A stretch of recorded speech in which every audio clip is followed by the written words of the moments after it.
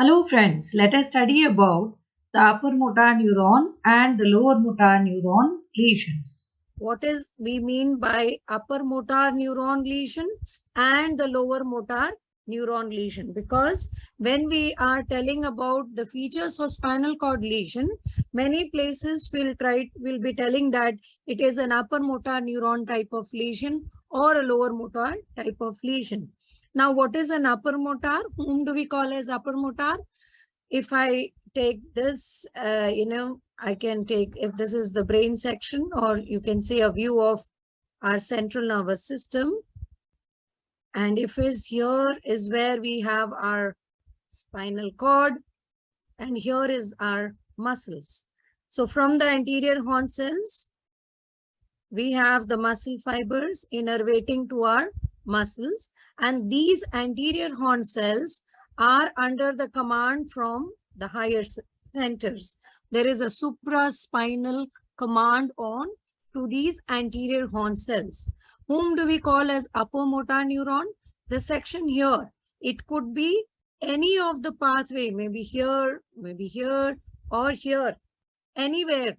If these part of the nerves, we call them as upper motor neuron, and the fibers which are arising from the anterior horn cell, traveling via the alpha motor neuron and supplying to my muscle, they contribute as the lower motor neuron. Now, if there is any lesion along this pathway, we call that as upper motor neuron lesion. And if there is any lesion either to the cell body of anterior horn cell, the fibers, that is the alpha motor neuron, or if there is any problem to the muscle, that type of lesion is called as lower motor neuron lesion. What are the features for upper motor neuron lesion and the lower motor neuron lesion? We can start with maybe the tone, then the power, then maybe the bulk, right? Then we can say about Babinski sign, or there could be the presence or absence of fasciculations or fibrillation. If it is an upper motor neuron lesion, what will be the state of my tone? For lower motor neuron lesion, the tone is decreased, and we call that condition as hypotonia. For upper motor neuron lesion, the tone is increased, and we call that as hypertonia. How about the power? Bulk. What will happen to the bulk? Any idea?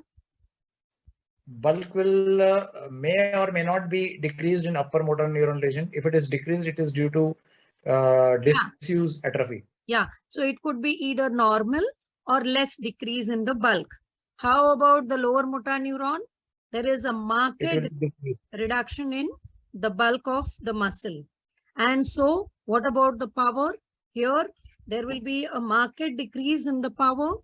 Here, it may be a decrease, but not as much as compared to the lower motor neuron lesion.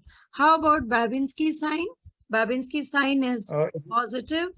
It is upgoing. Babinski sign is upgoing, right? If this is the sole, right? How do we elicit Babinski sign? We strike it on the lateral surface. And so if there is dorsiflexion, fanning out of the toes, for adults, it is considered to be abnormal. For a baby below the 2 years of age, we call this as normal.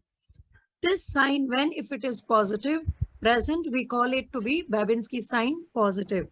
Since it is upgoing, we can remember it as upper motor upgoing. Upgoing means the Babinski sign is positive. For lower motor neuron, it's what you call as Babinski sign is downgoing. Downgoing is a negative sign of Babinski.